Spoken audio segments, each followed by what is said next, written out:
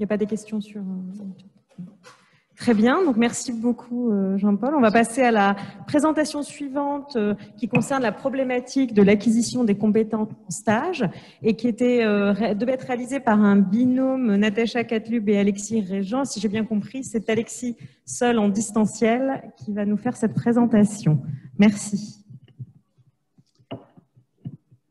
Bonjour à tous, j'espère que vous visualisez bien et que ça fonctionne comme attendu. C'est parfait. Parfait. Donc, moi, je vais donc vous parler au nom de Natacha et de moi de cette articulation connaissances-compétences et puis des attendus d'apprentissage à partir des situations de départ, un projet qu'on fait avancer maintenant depuis un certain temps au sein de l'Université de Paris et qu'on souhaite ouvrir au niveau national. Donc, c'est maintenant qu'il faut vous le présenter un petit peu plus. Donc, je vais aller assez brièvement sur les diapositives d'introduction. Les compétences, donc c'est la capacité à faire quelque chose avec réussite dans une situation donnée. Donc, c'est la combinaison de connaissances, d'aptitudes pratiques et d'aptitudes appropriées à cette situation donnée. Donc, finalement, cet apprentissage par compétences, il est centré sur des objectifs. Il met en valeur les habiletés professionnelles des étudiants. Il attache un peu moins d'importance au temps passé, mais plus au succès et aux résultats. Et l'apprentissage est centré sur l'étudiant, alors ce qui est parfois consommateur de temps. Donc, finalement, pourquoi cette approche par compétences? C'est la reconnaissance que ce qu'on appelle un bon médecin, l'expertise d'un médecin, elle ne porte pas seulement sur l'étendue de ses connaissances, mais également sur la mise en œuvre pratique dans une situation clinique donnée. Et cette compétence, elle va donc s'être appréciée de façon contextuelle. Donc, vous voyez qu'il y a une évaluation et une approche quand même, les deux ensemble des connaissances et des compétences, puisqu'on ne pourra pas évaluer les compétences de nos étudiants sans qu'ils aient de solides connaissances. Si on reprend un petit peu les réformes qui arrivent avec la réforme de l'examen national, donc on va avoir des connaissances de fin de deuxième cycle avec les connaissances de rang A qu'on demande à tout futur médecin, rang B à maîtriser par l'ensemble des futurs internes d'un DES donné. Et vous voyez que finalement, on va avoir également ce développement des compétences qu'il va falloir évaluer de façon parallèle, développer durant le deuxième cycle et qui sont nécessaires pour entrer dans le troisième cycle. Je vais avancer un tout petit peu. Et donc, cette valorisation des compétences, elle va se faire au travers des stages, donc en particulier au cours des 3 années du DFA 1 à DFA 3, avec une évaluation des compétences qui peut se faire soit sur un suivi d'acquisition en stage, soit sur des problématiques avec des mises en situation de type ECOS. Et c'est dans ce contexte-là qu'on développe depuis quelque temps un carnet de stage qui se veut un suivi d'acquisition de ces compétences au travers du deuxième cycle.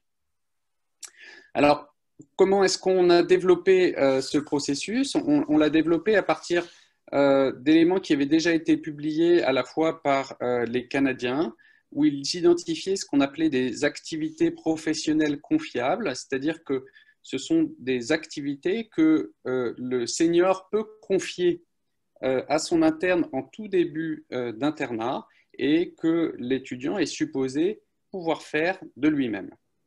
Donc, cette évaluation de l'acquisition de compétences devait se faire au travers d'évaluations répétées de faible enjeu.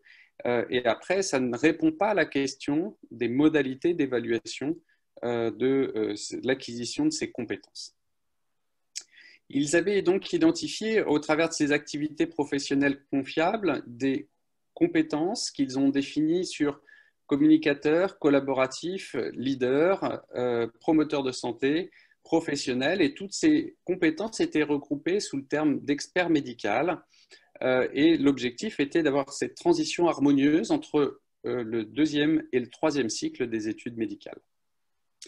Et en France, ça a été repris, et notamment repris par la conférence de doyens qui a défini ces 7 compétences qui sont inspirées donc, de ce qui avait été également proposé par les Canadiens, avec une définition en compétences et en sous-compétences, et qui permettait d'avoir vraiment l'ensemble des éléments qu'on s'attend à avoir pour notre étudiant en fin de 2e cycle. Cela ne répondait pas à la question de la docimologie, comment évaluer ces compétences, quel était le niveau requis, comment former les enseignants, combien de fois au cours de leur 2e cycle. Si on part un petit peu de cette idée, c'était de se dire, bah voilà, on va pouvoir évaluer ces compétences dans des situations, des situations cliniques. Et donc, par exemple, un interne de gynéco-obstétrique qui arrive en début d'internat, il va avoir la problématique d'un suivi de grossesse. Et quand on réfléchit à qu'est-ce qu'on attend de cet interne en tout début d'internat, c'est qu'il soit clinicien, c'est qu'il propose un dépistage éventuellement, qu'il recueille les antécédents, qu'il examine la patiente et qu'il recueille les éléments cliniques pertinents. Et puis, il y a aussi d'autres éléments qui sont communicateurs, c'est-à-dire aborder le dépistage de la trisomie et savoir le proposer à la femme, etc. Et on peut décliner finalement ces compétences qui ont été proposées pour avoir une évaluation dans une situation médicale donnée que l'interne peut avoir donc en tout début de 3e cycle. Si on se dit que ces situations sont les points de départ éventuellement pour une évaluation, on se rend compte qu'elle est contextuelle, c'est-à-dire que la situation clinique de départ qui est fièvre, par exemple, on n'attend pas du tout les mêmes choses de notre étudiant selon qu'on souhaite aborder cette problématique de départ chez un homme de 50 ans ou chez un nourrisson.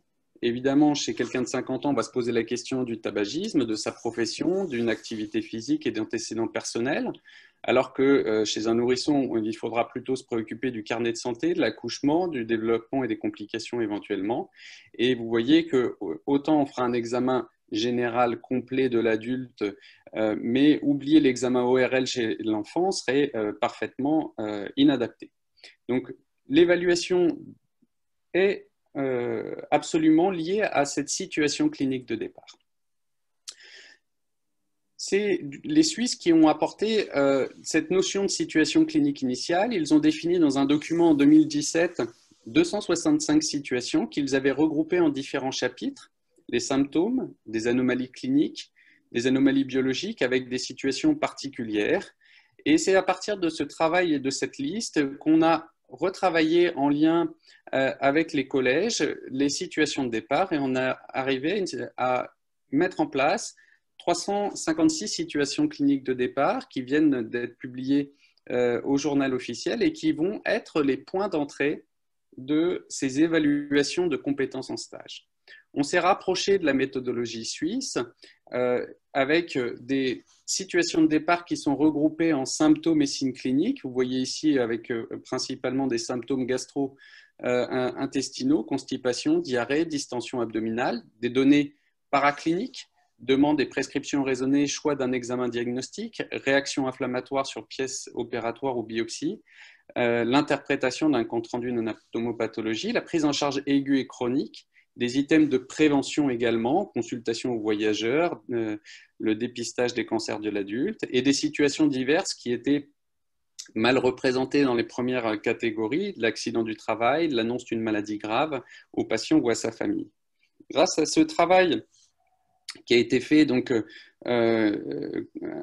avec l'aide de l'ensemble des collèges, on arrive donc à cette liste de 356 situations de départ qui permettront d'évaluer les connaissances.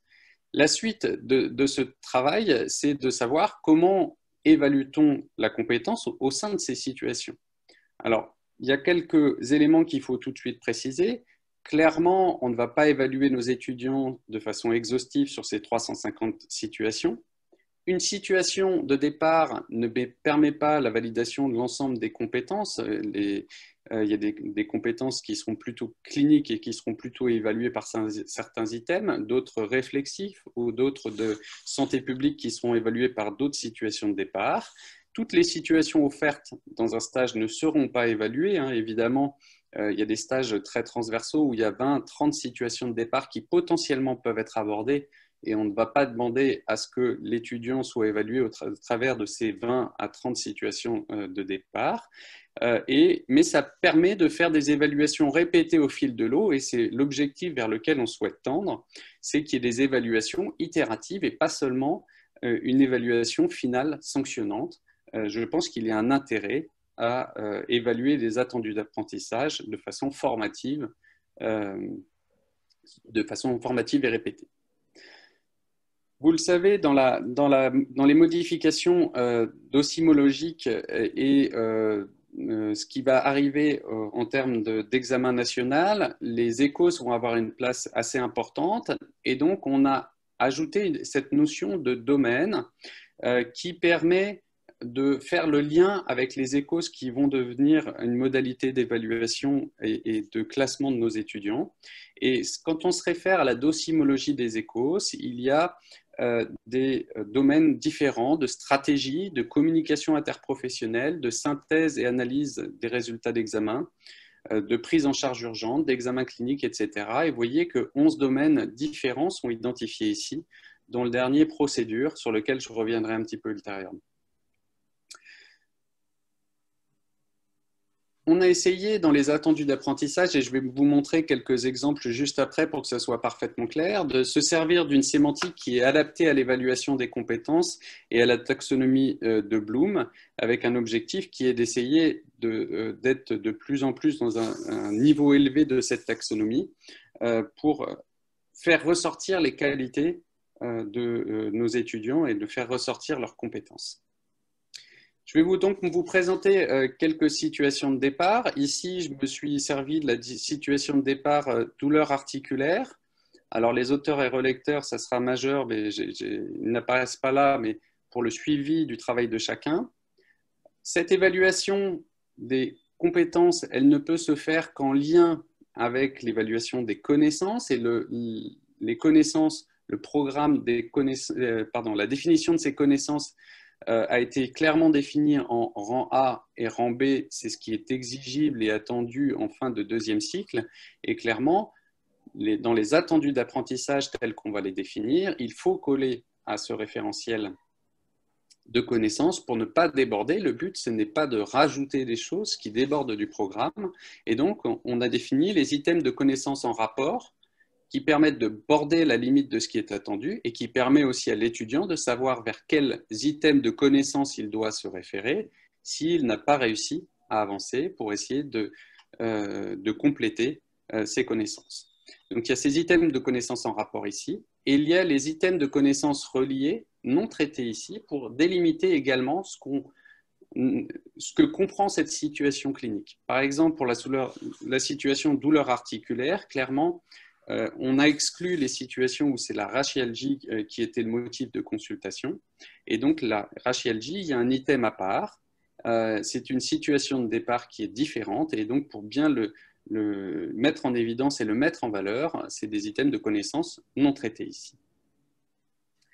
Ensuite, les attendus d'apprentissage vont être détaillés en 3 blocs. Vous voyez, 3 successifs. Le premier qui est appelé attendu d'apprentissage dans la famille symptômes et signes cliniques. Je ne vais pas vous lire l'ensemble des lignes, mais vous voyez que le premier, c'est organiser le raisonnement et hiérarchiser les hypothèses diagnostiques. Clairement, cet attendu d'apprentissage, il va se retrouver dans la situation initiale douleur articulaire, mais il va aussi se retrouver dans la situation de départ constipation. Et finalement, c'est quelque chose qu'on va attendre de chacun de nos étudiants dans toutes ou presque toutes les situations de départ qui sont de la famille symptômes et signes cliniques. Le deuxième bloc, ce sont les attendus d'apprentissage spécifiques de la situation abordée, donc ici, la situation douleur articulaire. Là encore, quand on rentre un petit peu dans le détail, on espère que notre étudiant va être capable de rechercher des signes d'interrogatoire et des signes cliniques, que ce soit rhumatologiques, extra-rhumatologiques et généraux, pour orienter l'enquête étiologique. Et s'il ne se focalise que sur l'enquête articulaire, clairement, il sera passé à côté d'une partie de son travail clinique.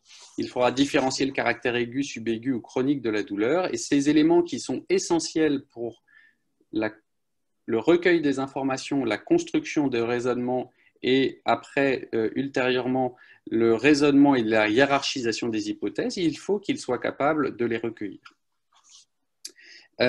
Enfin, sur le troisième bloc, il y a donc les attendus d'apprentissage spécifiques, valorisation du stage. Comme je vous l'avais dit tout à l'heure, ces attendus d'apprentissage sont en lien avec les connaissances et clairement, on ne peut pas être en attente d'un étudiant d'attendus d'apprentissage qui déborde du programme. Et c'est le rôle de cette troisième case, de se dire les étudiants sont en stage, parfois ils apprennent plus que ce qu'ils devraient apprendre au deuxième cycle, et tant mieux, mais il faut les aider à identifier ce qui est exigible d'eux à la fin du deuxième cycle et ce qui est de l'ordre de la valorisation d'un stage, d'un complément, d'un bonus, et qui est dans cette troisième catégorie, valorisation du stage.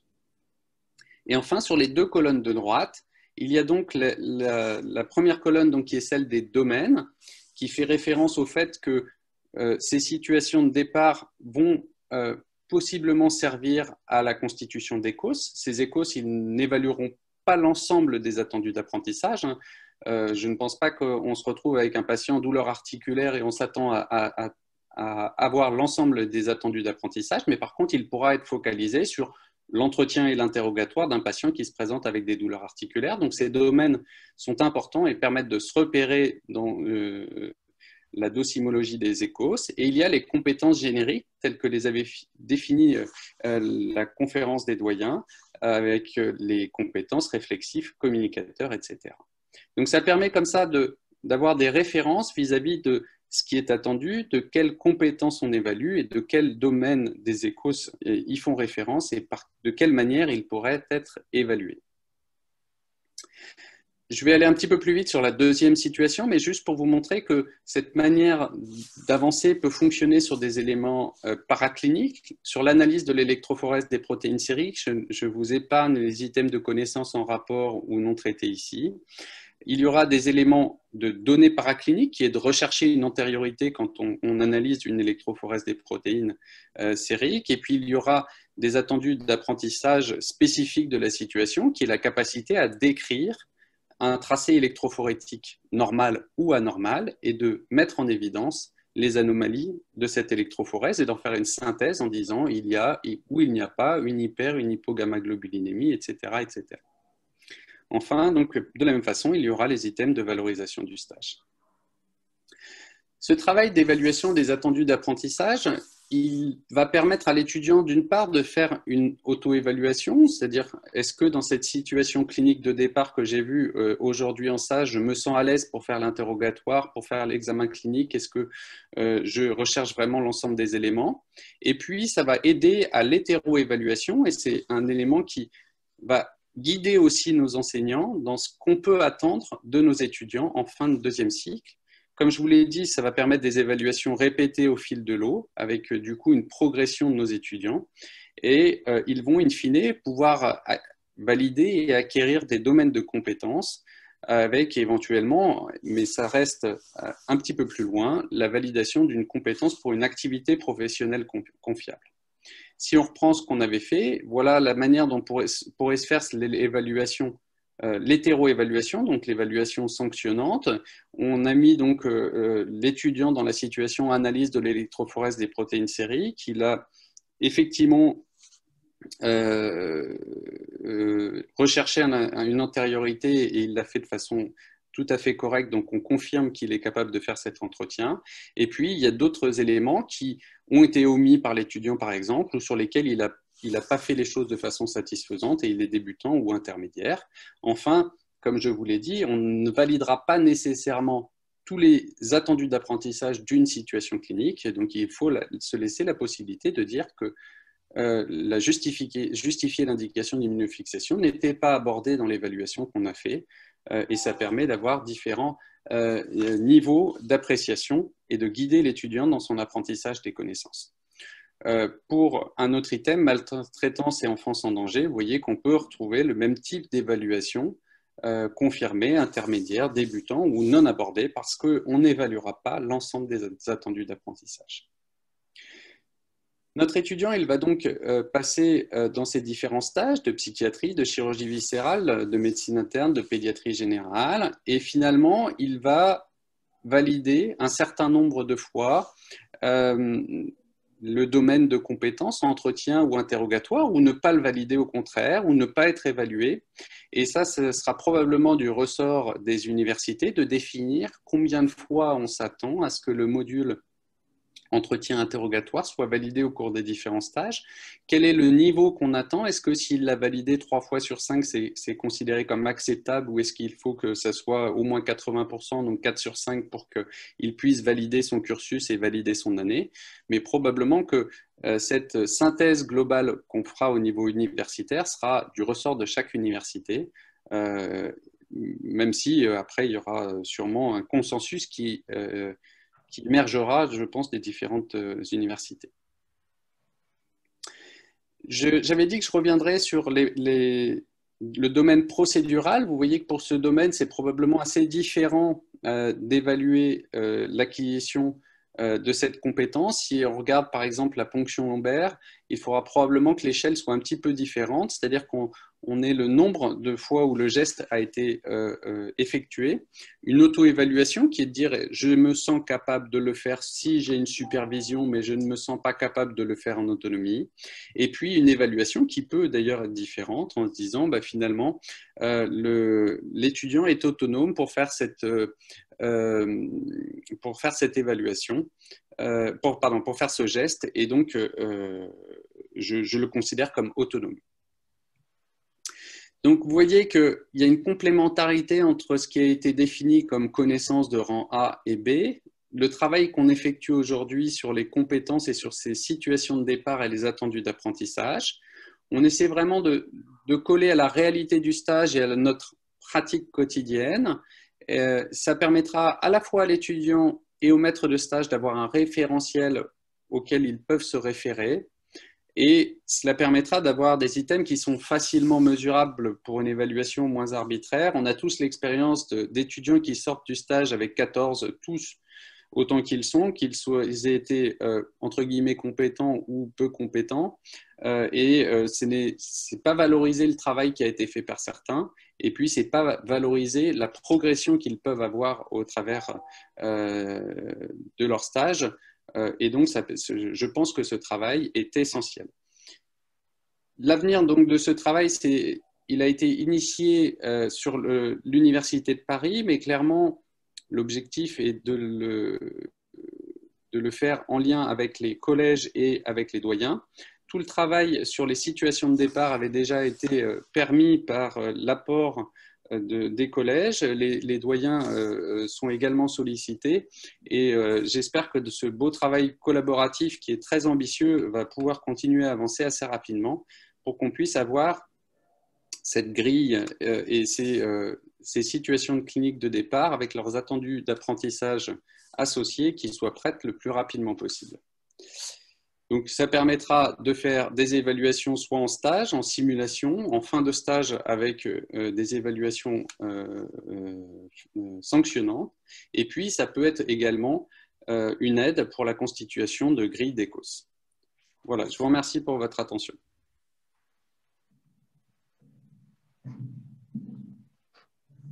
Merci Alexis de ce bel exposé. Je voudrais rendre hommage à Alexis, à Natacha, à Luc Mouton, à Damien d'avoir initié ce beau travail avec l'équipe de l'Université de Paris.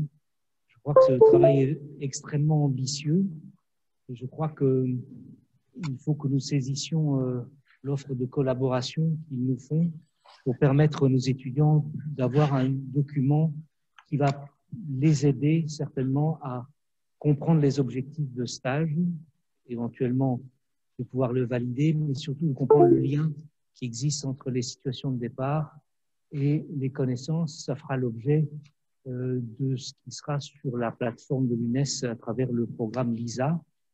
Donc, y a-t-il des questions particulières à Alexis, je le remercie une nouvelle fois. Dans la salle. Damien, y a-t-il des questions sur le chat? Non, pas de questions. En tout cas, c'est un beau programme sur lequel je voudrais vraiment renouveler mes félicitations et tout mon intérêt à pouvoir le partager dans notre communauté. Ce sera un élément important pour fixer la réforme sur les compétences. Bonjour. Très bien.